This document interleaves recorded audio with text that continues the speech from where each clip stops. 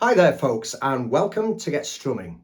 Now for those of you who have been following this channel for the last 2 or 3 years, thanks very much by the way, you'll realise that I'm just a bit of a Beatles nut. And today, the 13th of June 2023, has seen some really interesting news come by our way as Beatles fans.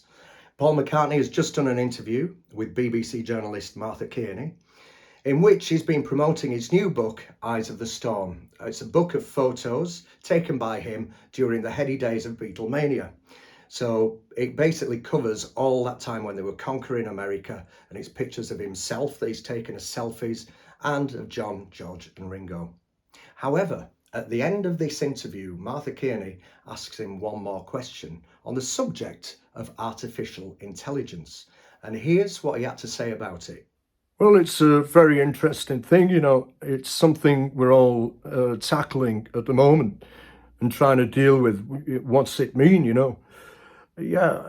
people will tell. I don't hear it that much because I'm not on the internet that much, but people will say to me, there's a track, where John's singing one of my songs, and it isn't. It's just AI, So all of that is kind of scary, but exciting.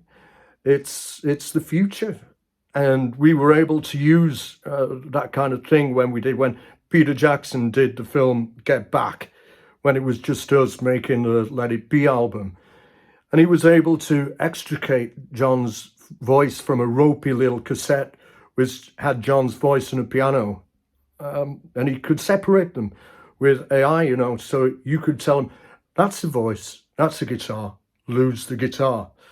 And he did that, so it has great uses. So when we came to make what will be the last Beatle record, it was a demo that John had that we worked on, and it'll be released this year. We were able to take John's voice and get it pure through this AI, mix the record as you normally would do, and it gives you some sort of leeway. So there's a good side to it, and there's a scary side. And we'll just have to see where that leads. What of this missing Beatles song that's supposed to be being released in late 2023 that Paul mentioned? Well, a lot of us Beatles fans already know that the Beatles actually released 2 last singles back in the 1990s, the first of which was Free as a Bird, and the second was Real Love. Now, these appeared on Anthology 1, Free as a Bird as the opening track on Anthology 1, and Real Love as the opening track on Anthology 2. There was an Anthology 3 double album, which didn't contain a new single, but should have done. But here's what happened. But there were 3 that we liked, Free as a Bird, Real Love. Those were the 2 that we did. And then there was another one that we started working on, but George went off it. Fucking hell, fucking rubbish this. I was like, no, George, this is John. Still fucking rubbish. Oh, okay then. So that one's still lingering around somewhere. I'm going to nick in with Jeff, do it, finish it one of these days.